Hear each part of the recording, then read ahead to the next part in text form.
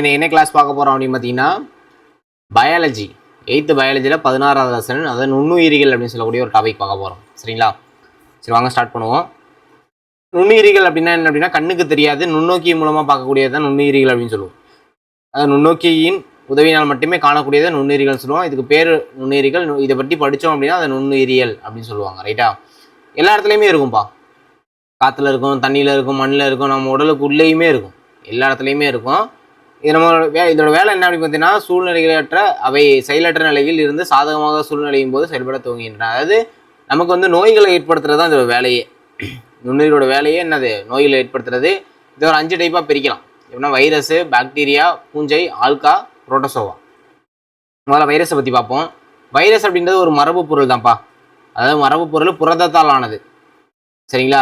Virus அப்படின்றது என்னது? ஒரு செல்லே கிடையாது, மரபு பொருள் தான், ஒரு புரதத்தால் ஆகக்கூடியது தான், ஒரு மிக சிறிய துகள்னு சொல்கிறாங்க. ரைட்டா? இது வந்து பார்த்தோம்னா உயிருள்ள மற்றும் உயிரற்றவைகளுக்கு இடைப்பட்டவை. இது வந்து உயிருள்ளதுன்னு சொல்ல முடியாது, என்னது உயிரற்றதுன்னு சொல்ல முடியாது, ரெண்டுத்துக்கு என்னது இடைப்பட்டது. லத்தீன் மொழியில் வைரஸ் அப்படின்னா விஷம் என அவரின் பொருள்படக்கூடியது. வைரஸ்கள் செல்லுக்குள்ளே வாழக்கூடிய ஒரு கட்டாய உண்ணுண்ணிகள்னு சொல்லலாம். கட்டாய ஒட்டுண்ணிகள் என்ன சொல்லலாம். வைரஸை பற்றிய படிப்பு வந்து பார்த்தீங்கன்னா வைராலஜி. இது பாக்டீரியாக்கெல்லாம் 10,000 மடங்கு சின்னது. சரிங்களா? பாக்டீரியாக்கெல்லாம் என்னது 10,000 மடங்கு சின்னது. நிறைய வடிவங்கள் இருக்குது. சரியா? நிறைய வடிவங்கள் இருக்குது. இது இல்லாமல் இந்த வைரஸோட மையப்பகுதியில் டிஎன்ஏ அப்படின்னா ஆர்என்ஏ இருக்கும்ப்பா. வைரஸோட மையப்பகுதியில் டிஎன்ஏ அப்படின்னா இந்த ஆர்என்ஏ இருக்கும். அதை சுற்றி பார்த்தீங்க அப்படின்னா ஒரு புரத உரை இருக்கும். அந்த புரத உரையை சுற்றி என்ன இருக்கும் அப்படின்னு பார்த்தீங்கன்னா இன்னொரு உரை வந்து காணப்படும். அந்த உரையில் வந்து ஸ்பைக் இருக்கும், கூர்முனை அப்படின்னு சொல்லுவாங்க. ஸ்பைக் இருக்கும். இது வந்து ஒரு செல்லு வந்து ஒட்டிக்கிறதுக்கு காரணம் இது, அந்த ஸ்பைக்கு தான். சரிங்களா? அடுத்து இந்த வைரஸோட பண்புகள் அப்படின்னு பார்த்தீங்கன்னா வைரஸ்கள் வந்து உயிருள்ள மற்றும் உயிரற்ற பண்புகளை கொண்டுள்ளது. இது பார்த்தீங்கன்னா ப்ரீவியஸ் கொஸ்டின். வைரஸ்கள் உயிருள்ள மற்றும் உயிரற்ற பண்புகளை கொண்டுள்ளது. உயிருள்ள பண்புகள்னா வெப்பம், வேதிப்பொருள் மற்றும் கதிரியக்கம் ஆகியவை என்னது பதில்வினை புரியக்கூடியது. நிறைய வடிவங்கள் இருக்குது வைரஸ்க்கு. பார்ப்போம். ஓம்புயிரின் செல்லுக்குள்ளே பெருக்கமடைந்து தங்களுடைய சந்ததிகளை உருவாக்கி கொள்கின்றன. உயிரற்ற பண்புகள்லாம் தன்னிச்சையான சூழலில் இவை செயலற்ற நிலையில காணப்படக்கூடியது. இவற்றை படிகமாக்கி பிற உயிரற்ற பொருட்களைப் போல நீண்ட நாட்கள் நம்ம முடியும் வச்சிருக்க முடியும்னு சொல்றாங்க.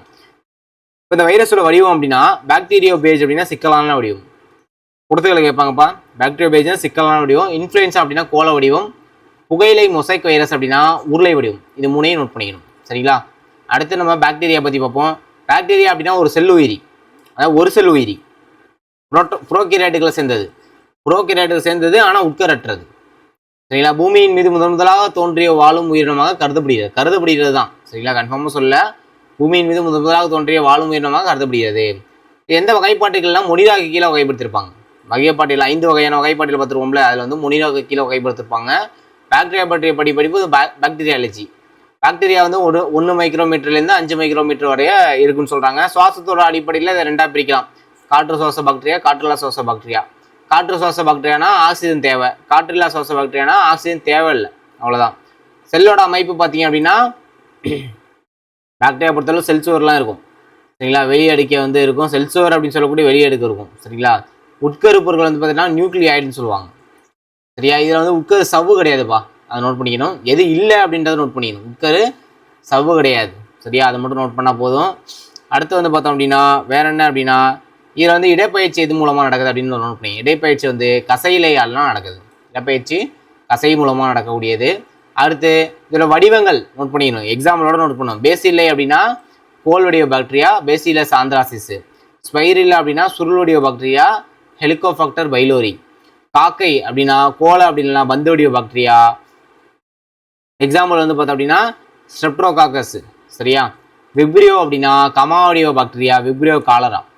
இது வந்து வடிவத்தை வச்சு பிரிச்சிருக்காங்க. நெக்ஸ்ட் வந்து பார்த்தோம் அப்படின்னா கசையிலையை வச்சு பிரிப்பாங்க. இப்போ கசையிலை அடிப்படையில் வந்து பிரித்தோம் அப்படின்னா ஒற்றை கசையிலை அப்படின்னா ஒரு முனையில் மட்டும் கசையில் இருக்கும், விப்ரியோ காலரா. இங்கே மேலே பார்த்தீங்கன்னா தெரியும், விப்ரியோ காலரா. ஒற்றை கசைனா ஒரே ஒரு முனையில் மட்டும் இருக்கா, அதான். அடுத்து ஒரு முனையில் கற்றையாக இருந்துச்சு அப்படின்னா ஒரு முனை கற்றை கசையிலைன்னு சொல்லுவாங்க, இது சூடோமோனஸ். இப்போ இருமுனையில் கற்றையாக இருந்துச்சு அப்படின்னா இருமுனை கற்றை கசையிலைன்னு சொல்லுவாங்க, புரோட்டோஸ்பைரிலம் ரூபரஸ். சுற்று கசையிலை அப்படின்னா சுற்றியும் இருக்கும், எல்லா இடமும் இருக்கும், ஏகோலை. சரிங்களா? ஏகோலை பாக்டீரியா சொல்லுவாங்க. கசையிலேயே இல்லை அப்படின்னா கோர்னி பாக்டீரியம் டிப்தீரியே. இந்த பாருங்க, கோர்னி பாக்டீரியம் டிப்தீரியா கசையிலேயே இருக்காது, ஒற்றை கசையிலை. இதான் வந்து காலரா சொன்னோம், இப்படியே காலரா. இருமுனை கசையிலை 2 முனையில் மட்டுமே இருக்கும், ரோட்டோஸ்பைரிலம் ரூபரஸ். சுற்று கசைலாம் சுற்றி இருக்கும், ஏன்னா அது கோலை. ஸோ இதை நோட் பண்ணிக்கணும், இது கேட்பாங்க. சரியா? அடுத்து பார்த்தோம் அப்படின்னா வேற என்ன இம்பார்ட்டன்ட் இதில் அப்படின்னு பார்த்தீங்கன்னா, பாக்டீரியா வந்து பல வழிகள் தனது உணவு பெறும்பா. அதாவது ஒளிச்சேர்க்கை பாக்டீரியா வந்து தங்களது உணவை தானே தயாரித்துக்கொள்ளும். ஒளிச்சேர்க்கை பாக்டீரியா. சரியா? அப்படி எக்ஸாம்பிள் என்ன பண்ணால் சைனோ பாக்டீரியா. சரியா? அசாதாரண சூழலில் வாழும் பாக்டீரியாக்கள் சூரியனிலிருந்து கிடைக்கும் ஆற்றலுக்கு பதிலாக வேதிப்பொருட்களை, அதாவது அம்மோனியா மற்றும் ஹைட்ரஜன் சல்பைடை பயன்படுத்தி உணவு தயாரிக்கும் ஒரு சில பாக்டீரியாக்கள். இதை கூட கொஸ்டின் கேட்பாங்க. அம்மோனியா மற்றும் ஹைட்ரஜன் சல்பைடை பயன்படுத்தி உணவு தயாரிக்கக்கூடியது என்ன அப்படின்னா பாக்டீரியா. சரியா? ஒரு சில பாக்டீரியாக்கள் தயாரிக்கும். அதே மாதிரி எந்த தனிமத்தை வச்சு பயன்படுத்தினா அம்மோனியா ஹைட்ரஜன் சல்ஃபைடு. இந்த செயல்முறைக்கு வேதி தற்சார்பு உணவூட்டம்னு சொல்லுவாங்க. வேதி தற்சார்பு உணவூட்டம்னு சொல்லுவாங்க.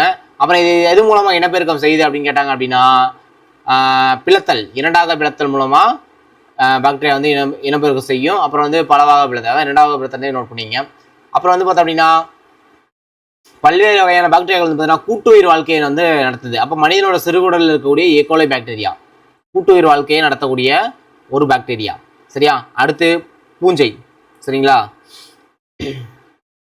பூஞ்சை அப்படின்னு கேட்டிங்கன்னா யூகேரியாட்டிக் வகையை சேர்ந்தது. இதில் வந்து பார்த்தோம் அப்படின்னா பச்சையுமே கிடையாதுப்பா. இதில் பச்சையும் கிடையாது. இதுதான் ரொம்ப ரொம்ப இம்பார்ட்டன்ட். இது வந்து பார்த்தோம் அப்படின்னா ஒரு செல் இருக்குது பூஞ்சையில். ஒரு செல் வந்து பார்த்தோம் அப்படின்னா ஈஸ்ட்டு, பல செல் வந்து பார்த்தோம் அப்படின்னா பெனிசிலியம்.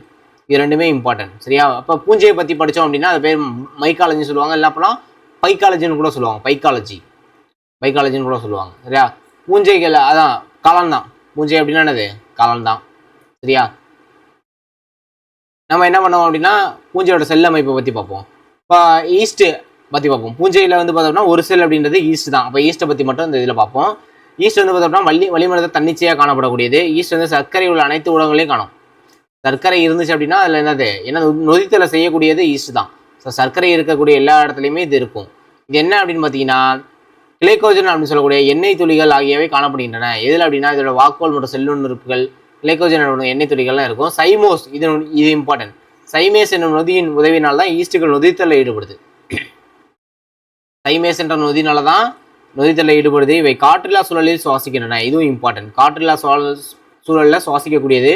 மொட்டு விடுதல் மூலமாக இனப்பெருக்கம் செய்யும். இது இம்பார்ட்டன்ட். சரியா? அடுத்து பார்ப்போம். அப்புறம் வந்து ஆல்கானா ஒன்றும் இல்லை, பாசியை பற்றி படித்தோம் அப்படின்னா ஆல்காலஜின்னு சொல்லுவாங்க. சரியா?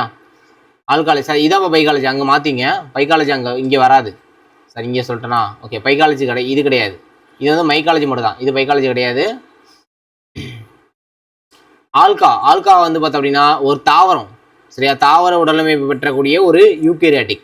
பாசி நான் தாவரம் தான் சொல்லுவோம் அதை. சரியா? இது ஏரிக்குளங்கள் மற்றும் மெல்லிய படலமாக காணப்படும். இதனால் இது என்ன சொல்லுவாங்கன்னா நீர்ப்புட்கள்னு சொல்லுவாங்க. தங்களுக்கு தேவையான உணவை தானே தயாரிச்சுக்கலாம். இதில் பசுங்கனிகள் இருக்கும், அதனால நமக்கு தேவையான உணவை தானே தயாரிச்சுக்கும். ஒளிச்சேர்க்கை தேவையான பச்சையத்தை பசுங்கனி எல்லாமே கொடுத்துரும். சரியா? இப்போ இந்த ஆல்கா பற்றி படிக்கக்கூடிய படிப்பு ஆல்காலஜி அப்படின்னா பைக்காலஜின்னு சொல்லுவாங்க. இந்த கிளாமிடாமோனஸ் இருக்கும். ஒரு செல் உயிர் அப்படின்னா கிளாமிடாமோனஸ், பல செல் அப்படின்னா சர்க்காசம். ஒரு செல்னா கிளாமிடாமோனஸ், பல செல்னா சர்க்காசம். சரியா? அடுத்து வேற என்ன இதில் இம்பார்ட்டன்ட் அப்படின்னு பார்த்தோம்னா கிளாமிடாமோனஸை பற்றி இங்கே கொடுத்துருப்பாங்க. இது ஒரு செல்லு, எளிய செல்லு, நகரும் திறனுடையது, நன்னீர் வாழ் பாசி, பேரிக்கா வடிவ முடியாது கிளாமிடாமோனஸ். வேற என்ன இதில் இருக்கு? இது வந்து பார்த்தோம் அப்படின்னா வேற என்ன இதில் வேற எதுவும் பெருசாக இருக்காது. அந்த பேரிக்கா வடிவ முடியாது. சரியா? அதுக்கப்புறம் வந்து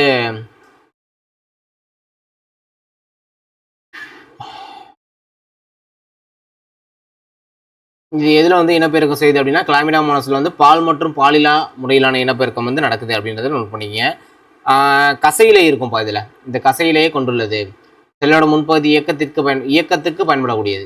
கிளாமிடாமோனஸில் இயக்கத்துக்கு பயன்படக்கூடியது கசையிலே. அடுத்து புரோட்டோசோவானா கிரேக்கத்தில் புரோட்டோஸ்னா முதல் நடத்தும், சோவானா விலங்கு. அப்போ முதல் விலங்குன்னு சொல்லுவாங்க. இது வந்து ஒரு செல் தான், ஒரு செல் யூகேரியாட்டுகள் தான். வகைப்பாட்டில் வந்து புரோட்டிஸ்டா அப்படின்ற இதில் வந்து வகைப்படுத்தியிருப்பாங்க. புரோட்டோசோவாவை பற்றி படிக்கக்கூடியது புரோட்டோ விலங்கியல்னு சொல்லுவாங்க. ரைட்டா? ஏன்னா இதை வந்து பார்த்தோம்னா விலங்கு தானே, முதல் விலங்குன்னு சொல்லுவாங்க. ஸோ அதனால் வந்து புரோட்டோ விலங்கியல். சரியா? அடுத்து பார்ப்போம். இதில் வந்து நிறைய டைப் இருக்குது புரோட்டோசோவாவில். இப்போ சிலியேட்டா வகையை சேர்ந்தது பார்த்தோம்னா பாராமிசியம். சிலியாக்கள் மூலமாக இடப்பெயர்ச்சி செய்யக்கூடியது. இதுதான் பொறுத்துக்களை கேட்பாங்க. பிளாஜெலேட்டா அப்படின்னா கசையில மூலமாக இடம்பெறக்கூடியது யூக்ளினா. சூடோபோடியா அப்படின்னா போலிகால்கள் மூலமாக இடம்பெறக்கூடியது அமீபா. ஸ்போரோசோவா அப்படின்னா இது வந்து பார்த்தீங்கன்னா ஒரு ஒட்டுண்ணி. பிளாஸ்மோடியம் எக்ஸாம்பிள் வந்து பார்த்தீங்கன்னா பிளாஸ்மோடியம். புரோட்டோசோவா பற்றி மட்டும் இதில் புரோட்டோசோவா அப்படின்றது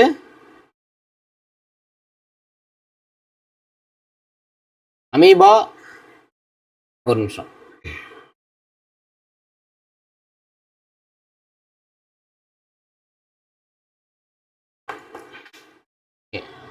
புரோட்டோசோவா செல்லோட அமைப்பு அப்படின்னு எடுத்தீங்கன்னா அமீபா நுண்ணிய ஒரு செல்லான உயிரியாகும். அமீபா குளத்து நீரில் வாழக்கூடியது. அடுத்து வந்து பார்த்தோம் அப்படின்னா இது வந்து பார்த்தோம் அப்படின்னா போலிக்கால்கள் மூலமாக இடம்பெறக்கூடியது. போலிக்கால்கள் சரியா, போலிக்கால்கள் மூலமாக இடம்பெறக்கூடியது. இது வந்து ஸ்போர் உருவாதல் மூலமாக இனப்பெருக்கம் பண்ணக்கூடியது. இணைவு மற்றும் ஸ்போர் உருவாதல் மூலமாக என்னது இனப்பெருக்கம் பண்ணக்கூடியது. இதில் சைட்டோபிளாஸ்டில் இருக்கக்கூடிய இந்த நுண்குமிழ்கள் வந்து கழிவு நீக்கத்துக்கு காரணமாக இருக்கும். அமீபாவை பற்றி நம்ம லோயர் ஸ்டாண்டர்ட்லேயே நம்ம பார்த்துருப்போம் சரிங்களா. ஸோ அதை இங்கே அப்படியே கொடுத்துருப்பாங்க. இந்த நீச்சல் இழந்த அந்த ஜவ்வு இருக்கும், அது மூலமாக வந்து பார்த்தோம்னா இறையை பிடிக்கிறதா சொல்லியிருப்பாங்க ரைட்டா. ஸோ இதெல்லாம் ஜஸ்ட் நீங்கள் ரீட் பண்ணாலே போதும் சரி. அடுத்த பார்த்தீங்கன்னா பிரியான். பிரியான் அப்படின்னா புரதத்தாலானதுப்பா, புரதத்தாலான தொற்றுதுகள். பிரியான்கள் டிஎன்ஏ ஆர்என்ஏலாம் இருக்காது, புரதம் தான், ஃபுல்லாகவே புரதம் தான் இருக்கும். எனவே சரியா, நோய் தொற்றுகளை ஏற்படுத்துவதில்லை. பிரியான்கள் அப்படின்றது பொதுவாக திடீர் மாற்றம் அடைந்த தீங்கு தராத புரதங்கள். பிரியான்னா என்ன, திடீர் மாற்றம் அடைந்த தீங்கு தராத புரதங்கள். மூளையின் அமைப்பு மற்றும் நரம்பு திசைகளை பாதிக்கும். இது சரியா நோயை ஏற்படுத்தக்கூடியது. குயிட்ஸ் பெல்ட் ஜேக்கப் நோய் இது ஏற்படுத்தக்கூடிய நோய். மற்றொரு எடுத்துக்காட்டு குறுநோய் சரியா. இந்த ரெண்டு நோய் இம்பார்ட்டன்ட், டிஎன்ஏ ஆர்என்ஏ கிடையாது, புரதத்தாலான ஒரு தொற்று பிரியான் அப்படின்றது சரியா. அதை மட்டும் நோட் பண்ண போதும். அடுத்து விரியான். விரியான் அப்படின்றது ஒரு முழுமையான வைரஸ். கேப்சிட்னு சொல்லுவாங்க, கேப்சிட் முழுமையான வைரஸ். இது கேப்சிட் வெளிப்புற புரத உரையும் இருக்கும், நியூக்ளிக் அமிலத்தை உடைய உட்கரு மையத்தையும் கொண்டுள்ளது. அதாவது டிஎன்ஏ ஆர்என்ஏ ஏதாச்சும் ஒன்று இருக்கும். ஒரு முழுமையான வைரஸை விரியான்னு சொல்லலாம். செல்லுக்கு வெளியே காணப்படக்கூடிய வைரஸ்கள் விரியான்கள் என்று அழைக்கப்படுகின்றன. புரியுதா, செல்லுக்கு வெளியே காணப்படக்கூடிய வைரஸை விரியான்னு சொல்லுவாங்க. அது மட்டும் நோட் பண்ண போதும். அப்புறம் அந்த நுண்ணுயிர்களோட பயன்பாடுகள். இப்போ நம்ம மேலே பார்த்தோம்ல, அந்த நுண்ணுயிர்கள் வேறு எதெல்லாம் பயன்படுது அப்படின்னு பார்த்தீங்கன்னா முதல்ல மருத்துவம் தான். மருத்துவத்தில் ஆன்டிபயோட்டிக்காக பயன்படும், அதாவது எதிர் உயிர்கொல்லி ஆன்டிபயோட்டிக். ஆன்டி அப்படின்ற வார்த்தை எதிராக என்று பொருள்படுகிறது. எதிர் உயிர்கொல்லி என்பவை பிற உயிரினங்களுக்கு நச்சாக உள்ள உயிரினங்களில் உருவாக்கப்படும் பொருளாகும். முதலில் எதிர் உயிர்கொல்லி மருந்தான பென்சிலினை யார் உருவாக்குறதுனா அலெக்சாண்டர் பிளம்பிங்கால 1928ஆம் ஆண்டு உருவாக்கப்பட்டது. ஸோ இது ரொம்ப ரொம்ப இம்பார்ட்டன்ட். அந்த பென்சிலியம் எதுக்கு வந்து பயன்படுத்துகிறாங்க அப்படின்னா, முதல்ல எது இது உருவாக்குறாங்கன்னு தெரிஞ்சுங்க. பென்சிலியன் அப்படின்றது பெனிசிலியம் கிரைசோஜோனம் என்ற பூஞ்சையிலிருந்து பெறப்பட்டது. இது எதை குணப்படுத்தக்கூடியதுன்னா டெட்டனஸு, டிப்தீரியா இந்த நோய்கள்லாம் குணப்படுத்தக்கூடியது. அதே மாதிரி ஸ்ட்ரெப்சோமைசின்ற உயிர்கொல்லி ஸ்ட்ரெப்சோமைசிஸ் என்ற பாக்டீரியாவிலிருந்து பெறப்பட்டது. இது எதுக்கு சிகிச்சை அளிக்க பயன்படுத்துவாங்க அப்படின்னா பிளேக்குக்கு பயன்படுத்துவாங்க. ஸோ அதை நம்ம நோட் பண்ணால் போதும். அடுத்து தடுப்பூசிகள். தடுப்பூசிகள் அப்படின்னா இறந்து போன அப்படி இல்லைனா பலவீனமாக்கப்பட்ட நுண்ணுயிரிலிருந்து தயாரிக்கப்படக்கூடியது. இந்த தடுப்பூசிகளை யார் கொண்டு வந்ததுன்னா எட்வர்ட் ஜென்னர் தான் கொண்டு வந்தார். முதல்ல என்ன பண்ணார் அப்படின்னா இவர் பெருமைக்கான ஒரு தடுப்பூசியை கண்டறிந்தார். இது இல்லாமல் வாக்சினேஷன் என்ற சொல்லால் இவரால் தான் உருவாக்கப்பட்டது. ஏன்னா தடுப்பூசினா வாக்சினேஷன் தானே, இவரால் தான் அந்த பேரே வந்து பார்த்தோம்னா உருவாக்கப்பட்டது. இது சிம்பிள் தான். நோயாளியோட உடலில் வந்து நம்ம இந்த வேக்சினேஷன் செலுத்தணும் அப்படின்னா அந்த நோய்க்கு ஆப்போசிட்டாக என்னது இது போராடக்கூடியது சரிங்களா.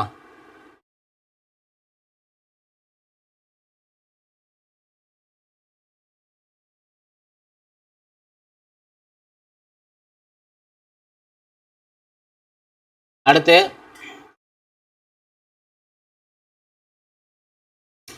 அப்புறம் வாக்சினேஷன்ல என்ன சொல்லலாம் அப்படின்னா வாக்சினேஷன் அப்படிங்கிறது நோய் தடுப்பு அப்படின்னு சொல்லலாம். வாக்சினேஷனை நோய் தடுப்புன்னு சொல்லலாம். அப்போ என்னென்ன வாக்சினேஷன் இருக்குது அப்படின்னு பார்த்தீங்கன்னா தட்டம்மை, பொண்ணுக்கு பிங்கி, ரூபல்லா இந்த நோய்க்குலாம் எம்எம்என் தடுப்பூசியும், காச நோய்க்கு பிசிஜி அதாவது பேசிலஸ் கால்மெட்டாகுரின் அப்படின்ற தடுப்பூசி, 2 தடுப்பூசி சொல்லியிருக்காங்க. அந்த இடத்துல 2யுமே நோட் பண்ணிக்கணும். அப்போ விவசாயத்தில் என்ன அப்படின்னு பார்த்தீங்கன்னா இயற்கை உரமாக இருக்கும். இயற்கை உரமாக என்ன இருக்கும், இந்த நுண்ணுயிரிகள் இருக்கும். இந்த நுண்ணுயிர்களோட வேலை என்ன, கழிவுகளை சிதைவடை செய்கிறதுனால தான் இதை சிதைப்பவைன்னு சொல்லலாம் ரைட்டா. ஸோ அதை நம்ம இந்த இடத்துல எடுத்துக்கலாம். அடுத்து நைட்ரஜன் நிலைநிறுத்தத்தில் பயன்படும். எது பயன்படும், நுண்ணுயிரிகள் பயன்படும், அதுவும் இம்பார்ட்டன்ட். அப்படி என்ன நுண்ணுயிரிகள் பயன்படுது அப்படின்னு பார்த்தீங்கன்னா சைனோபாக்டீரியா, நாஸ்டாக் இதெல்லாம் பயன்படும். நைட்ரஜன் நிலைநிறுத்தத்தில் பயன்படுது சைனோபாக்டீரியா மற்றும் நாஸ்டாக் சரியா. அடுத்து உயிரி கட்டுப்பாட்டு காரணிகள், அதாவது உயிரிகளை கட்டுப்படுத்தக்கூடிய ஒரு காரணிகள், அதாவது தீங்குயிர்கள் வந்து பயிர்களை பாதுகாக்க இந்த நுண்ணுயிரிகள் பயன்படுத்தப்படும். அப்போ என்ன நுண்ணுயிர்கள் அப்படின்னா பேசிலஸ் துரிஞ்சென்சிஸ். இது என்ன அப்படின்னா பூச்சை கட்டுப்படுத்தக்கூடியது. பேசிலஸ் துரிஞ்சென்சிஸ்னா பூச்சை கட்டுப்படுத்தக்கூடியது, பிடி பஞ்சுன்னு சொல்லுவாங்க இதை சரியா. அடுத்து ட்ரைகோடெர்மா. ட்ரைகோடெர்மா அப்படின்னா வேர்களுக்கு பாதுகாப்பு அளிக்கக்கூடிய ஒரு பூஞ்சை சரியா. அடுத்து பாக்லோ வைரஸ், இது வந்து பூச்சிகள் மற்றும் கணுக்காளிகளை தாக்கக்கூடியது. இது 3மே இம்பார்ட்டன்ட், பொறுத்துக்களை கேட்பாங்க. அப்புறம் கழிவுநீர் சுத்திகரிப்பில் என்ன பயன்படுத்துவாங்க அப்படின்னு பார்த்தீங்கன்னா நைட்ரோஃபாக்டர் அப்படின்னு சொல்லக்கூடிய ஒரு சிற்றினத்தை பயன்படுத்துவாங்க சரியா. இதுக்கு பேர் மெத்தனோபாக்டீரியங்கள்னு சொல்லுவாங்க. இதுக்கு பேர் கழிவுநீர் சுத்திகரிப்பில் பயன்படுத்தக்கூடிய பாக்டீரியா வந்து நைட்ரோபாக்டர் சிட்ரினம். காற்றுள்ள சூழ்நிலையில் நடைபெறும் கழிவுநீர் சுத்திகரிப்புக்கு மெத்தனோபாக்டீரியாக்கள்னு பேர். மெத்தனோபாக்டீரியாக்களை பயன்படுத்துவாங்க காற்றுள்ள சூழ்நிலையில். சரியா? அடுத்து உயிர்வாயு உற்பத்தியில் வந்து பார்த்தோம் அப்படின்னா காற்றில்லா சுவாச பாக்டீரியா சிதைக்கப்படும் போது மீத்தேனோடும் சேர்ந்து கார்பன் டை ஆக்சைடு நைட்ரஜனும் இதெல்லாம் வந்து மெத்தனோஜின்கள். இதை மட்டும் நோட் பண்ணுங்க. இந்த மெத்தனோஜின்கள்னு சொல்லுவாங்க இந்த உயிர்வாயு உற்பத்தியில் பயன்படக்கூடிய பாக்டீரியாக்களை. அப்புறம் ஆல்கஹால் மற்றும் திராட்சை ரசம் தயாரிக்கிறதுலையும் பயன்படும். பீர் தயாரிப்பாங்க. சர்க்கரையை நொதிக்க வச்சது மூலமாக என்ன பண்ணலாம்? பீர் தயாரிக்கலாம். அரிசி மற்றும் பார்லி தானியங்கள் உள்ள சர்க்கரையை நொதிக்க வைக்கிறதுனால பீர் தயாரிப்பாங்க. இதுக்கெல்லாம் பார்த்தீங்கன்னா ஈஸ்ட் தான் பயன்படும். சரியா? ஈஸ்ட் வந்து பயன்படுத்தி செய்வாங்க. அப்புறம் மிருதுவாக்கல்ல என்ன பண்ணுறோம்னா சூடோமோனஸ் எர்ஜினோசா மிருதுவாக்கல் மற்றும் தோல் பதனிடுதலில் பயன்படுத்துகிறாங்க. இதை மட்டும் இப்படி தெரிஞ்சிட்டாலே போதும். சரியா? அப்புறம் ரொட்டி தயாரிக்கிறதுல ரொட்டி அப்படின்னாலே ஈஸ்ட் தான். அடைமனையில் ரொட்டி மற்றும் கேக் தயாரிக்க ஈஸ்ட் பயன்படுத்துவாங்க. சரியா? அப்போ ரொட்டி மாவை மேலே எலும்பு செய்யும் கார்பன் டை ஆக்சைடை உருவாக்குவதற்காக இவை மாவுடன் சேர்க்கப்படும். எதுக்கு? கார்பன் டை ஆக்சைடு மேலே வரத்துக்காக பயன்படுத்துவாங்க. சரியா? அடுத்து தயிர் மற்றும் பன்னீர் தயாரிப்பு லாக்டோபேசிலஸ் அப்படின்னு சொல்லக்கூடிய பாக்டீரியா இதனால் பாலில் உள்ள லாக்டிக் அமிலமாக மாறுகிறது. அதனால் பால் கெட்டியாகிறது, தயிராக மாறுது. சரியா? புளிப்பு சுவையை கொடுக்கக்கூடிய தயிருக்கு புளிப்பு சுவையை கொடுக்குறது. தயிரை பதப்படுத்தும் போது பன்னீர் கிடைக்கும். தயிரை பதப்படுத்தும் தான் பன்னீர் கிடைக்கும். அப்படியே நோட் பண்ணிக்கணும். மனித குடலில் என்ன இருக்குது அப்படின்னு பார்த்தீங்கன்னா லாக்டோபேசிலஸ் அசிட்டோஃபிலஸ் அப்படின்னு சொல்லக்கூடிய பாக்டீரியா செரிமானத்துக்கு உதவுது. பாக்டீரியா என்னது? செரிமானத்துக்கு உதவக்கூடியது. இது இல்லாமல் மனித குடலில் வாழும் ஏகோலை மற்றும் பாக்டீரியா மற்றும் வைட்டமின் கே மற்றும் பி கூட்டுப்பொருளை உற்பத்தி செய்யுது. எது? ஏகோலை பாக்டீரியா வைட்டமின் கே மற்றும் பியை உற்பத்தி செய்கிறது. அதாவது ஏகோலை பாக்டீரியா. சரியா? அடுத்து உணவு தயாரிப்பதில் கூட பயன்படுத்துவாங்க பாக்டீரியா. இப்போ உணவு பதப்படுத்துதலில் பயன்படுத்துவாங்க. எக்ஸாம்பிள் சொல்லணும் அப்படின்னா நொதித்தல் எடுத்துக்கலாம். நொதித்தல் அப்படின்னா ஸ்டார்ச் மற்றும் சர்க்கரையை நுண்ணுயிரிகளின் உதவியால் ஆல்கஹாலாக மாற்றுவது நொதித்தலில் ஈஸ்ட் பயன்படுத்துவாங்க. அது நுண்ணுயிரி தானே. அப்புறம் ஊற வைக்கிறதுக்கு 2 வகையாக பயன்படுத்துவாங்க. ஒன்று வேதியியல் முறை, இன்னொன்று நொதித்தல் முறை. வேதியியல் முறையில் பாக்டீரியா போன்ற நுண்ணுயிரிகளை அழிக்கும் திரவத்தில் வைத்து உணவுப் பொருள் வந்து அதாவது வினிகர், ஆல்கஹால், தாவர எண்ணெய் இதெல்லாம் ஊற வைப்பாங்க. நொதித்தலில் வந்து பார்த்தோம் அப்படின்னா ஒரு குறிப்பிட்ட வகை திரவத்தில் உள்ள பாக்டீரியாக்கள் உணவை பாதுகாக்கும் கரிம அமிலங்களை உற்பத்தி செய்கின்றன. அந்த அமிலங்கள் லாக்டோபேசிலஸ் பாக்டீரியா மூலம் லாக்டிக் அமிலத்தை உற்பத்தி செய்கின்றன. இதுவும் நோட் பண்ணிக்கணும். அப்புறம் வந்து கொதிக்க வைப்பாங்க. பால் நீர்லாம் கொதிக்க வச்சு நுண்ணுயிரிகள் வந்து அழிப்பாங்க. அப்புறம் வந்து வேறு என்ன பண்ணலாம் அப்படின்னா இனிப்பு இடலாம். இனிப்பு போட்டோம் அப்படின்னா நுண்ணுயிரி வந்து உள்ளே வராது. ஸோ அதை பண்ணலாம். அப்புறம் நவீன பயன்படுத்தினா பாஸ்டரைசேஷன். இது ரொம்ப ரொம்ப இம்பார்ட்டன்ட்பா. திரவ நிலையில் உணவுகளை பாதுகாக்கக்கூடிய ஒரு முறை தான் இது. லூயிஸ் பாஸ்டியர் அப்படின்றவரால் கண்டுபிடிக்கப்பட்டது 1962ஆம் ஆண்டு. இந்த முறையில் தான் பார்த்தோம் அப்படின்னா பாலை வந்து பதப்படுத்துவாங்க. பாலில் உள்ள பாக்டீரியாவை கொள்வதற்காக பாலை 70 டிகிரி செல்சியஸ் வெப்பநிலைக்கு சூடுபடுத்தப்பட்டு பாக்டீரியாக்கள் மீண்டும் வளராமல் இருக்க 10 டிகிரி செல்சியஸ் வெப்பநிலைக்கு குளிர வைக்கப்படுகின்றன. பின்பு நுண்ணுயிரிகள் நீக்கம் செய்யப்பட்ட பாட்டில்களில் பால் அடைக்கப்பட்டு குளிர்ச்சியான இடங்களில் சேமிக்கப்படுகிறது.